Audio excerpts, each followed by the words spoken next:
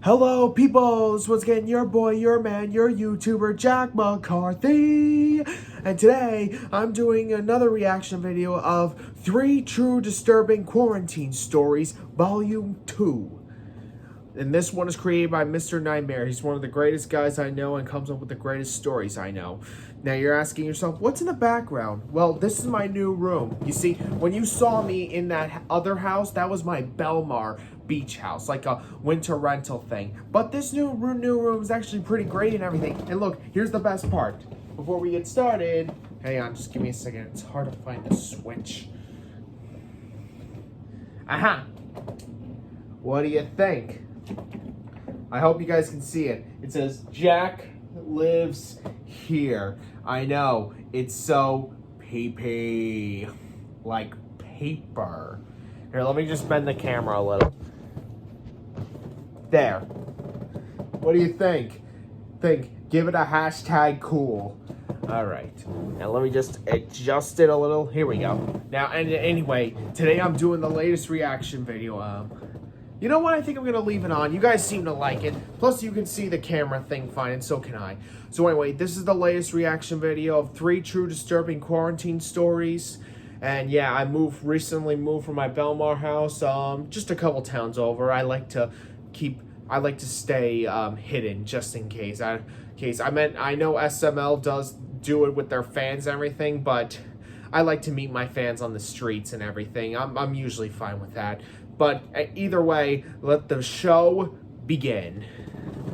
Oh wait, no, sorry everyone, my bad. Ooh, nice opening screening. Story 1 and Story 2. Here we go. I'm 24 years old, still living with my mom and dad, along with my 2 younger siblings. Okay. My parents bought a new house in March, just around the time coronavirus really started to be taken seriously around me, and quarantining started. So we were in the unpacking and settling in phase during all of this. Sorry, just moving up. My room is actually in the basement, which I don't mind. It's furthest away from my parents' room. Huh. It's technically just an extra room in the house, not really meant to be a bedroom, but we made it one. Plus, my parents figure I'm going to be moving out soon, so why give me one of the better rooms in the house? True, Dad. The basement in this house is huge. It's really cool, and I get to feel like it's kind of my own basement in a way because of my room.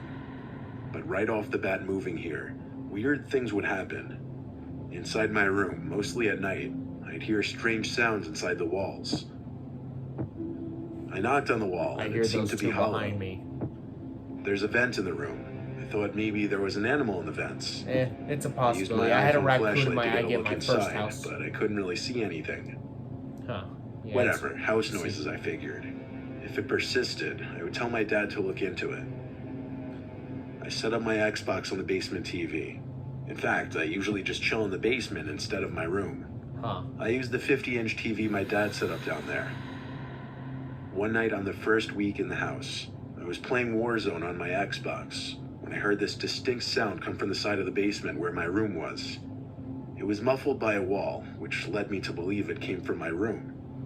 I went to quickly check inside my room, and it was empty.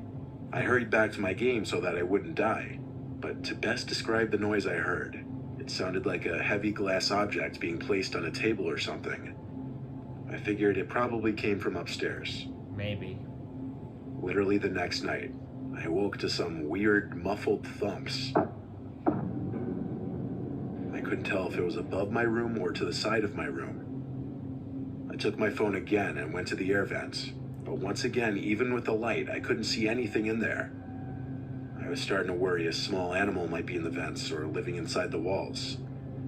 I brought it to my dad's attention, who told me to let him know if it persisted, and he told me to try to record the sounds if possible. So a few nights later, I woke up at 4 in the morning feeling extremely thirsty. My trusty bedside water bottle was empty that night, so I had to go upstairs to get a refill. I get water sometimes. On my way back downstairs from the kitchen after refilling the bottle, I stopped mid-staircase in the dark, thinking I heard something from the basement. Huh. Andy? I said very quietly, wondering if my brother was hiding down there. I whipped out my phone to use the flashlight again, as I finished my descent down the stairs. And I had a quick look around the basement just for peace of mind, and when I found it was clear, I went back to my room to hit the hay. As I placed my water bottle on the ledge above my bed, something in my gut told me to just look at that little vent in the wall one more time. So I shined the light in that direction, and even though it was only for like half a second, I knew what I saw.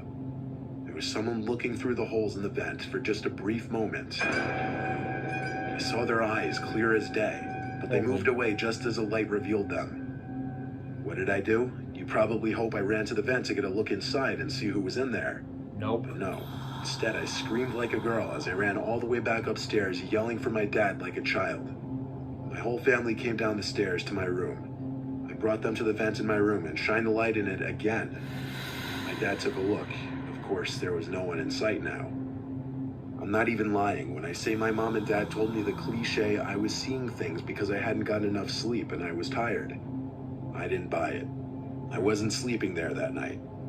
I slept in the living room and locked the basement door that night. The basement door only has a lock on it because we have an outdoor entrance to the basement, so it serves as an extra small layer of security for break-ins, I guess. Well, the next day, when I went down to the basement, I made a shocking discovery.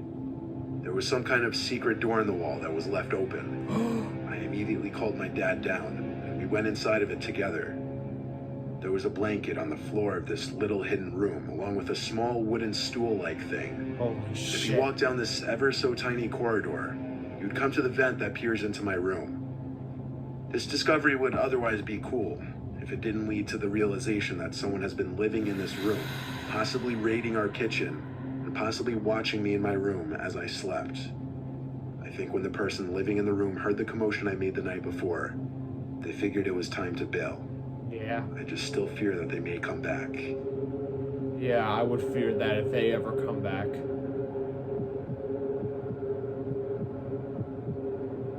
Hang on. It's There. April 2020 as I write this, stuck in quarantine. I live in a duplex house. It's one story, but it's divided into two sections. Seen it. Each side has 2 bedrooms and a kitchen, with each having its own front door. Inside the house, there's a door separating the 2 sections, and it's locked by the other side. The landlord, Jose, lives on the other side, and he has the lock switch on his side of the door. Obviously, that's not exactly a situation I've been entirely comfortable with, so I took it upon myself to install some camera I bought on Amazon. It connects to my phone to alert me when motion is detected. Good call. I aimed it right at that door. But did I ever expect to actually get any kind of notification from that app? No. That's why when I got a notification about movement on the camera, I freaked out. I opened the app and saw in the very laggy, low frame rate video that the door connecting the 2 sides of the house was open. I was literally sitting in my car in a parking lot, heart racing, waiting. Boy. A few minutes later, I saw Jose walking through the doorway, and a few seconds later, shutting the door behind him. I was supposed to go shopping, but instead I raced home to check my apartment. But as far as I could tell, nothing was touched.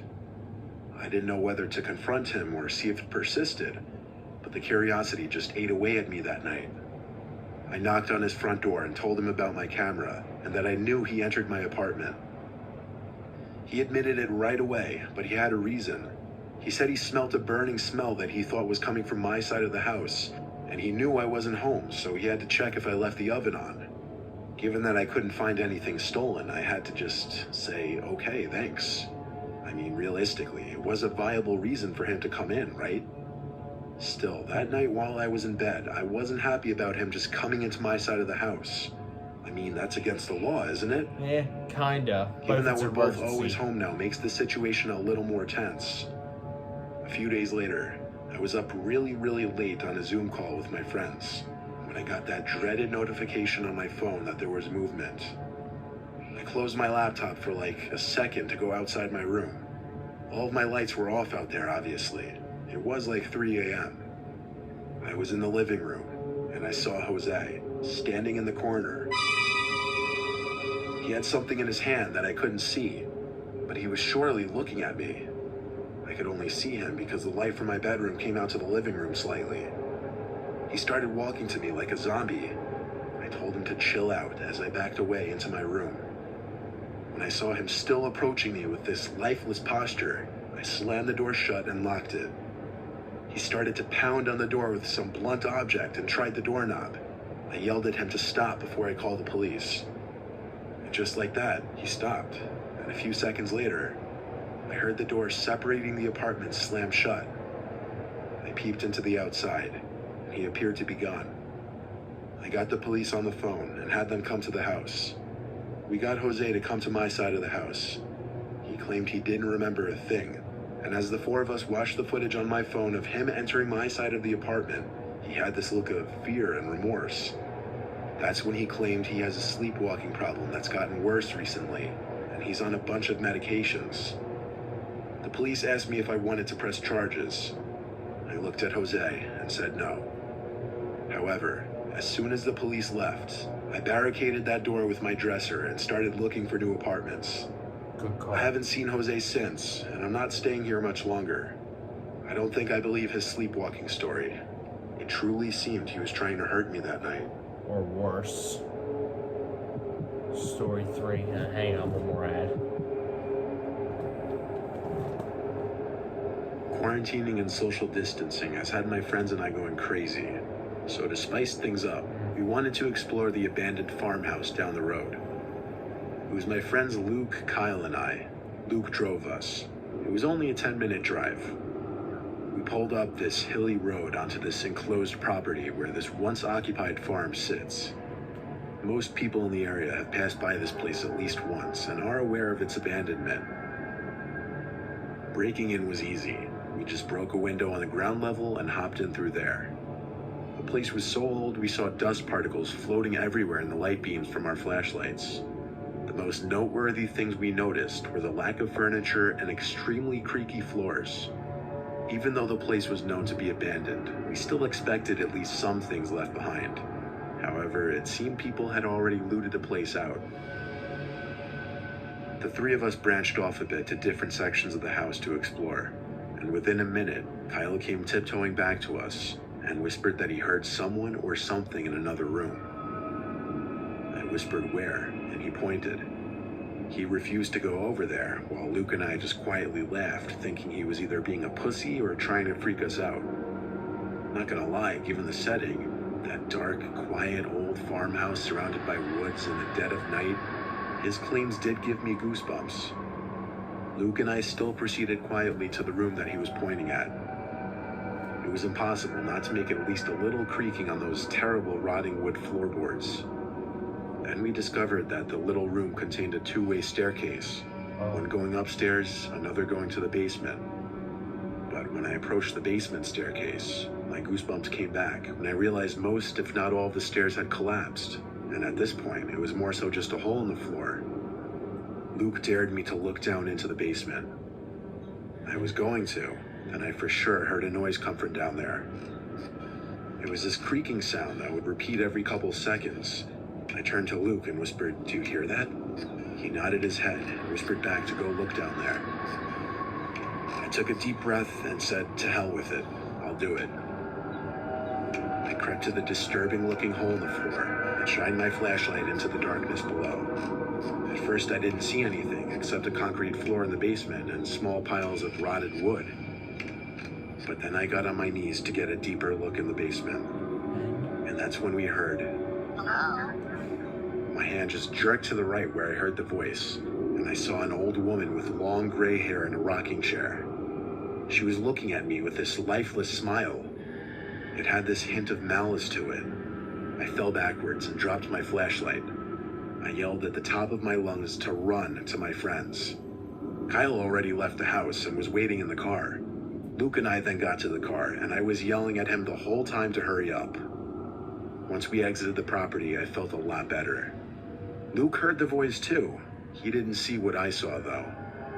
It was bizarre. It was surreal. It was terrifying. It didn't make sense. Why was she down there? How did she get down there when all the stairs had collapsed? What else was down there? All these unanswered questions are made creepier when you remember that farm has been abandoned for years. Yeah.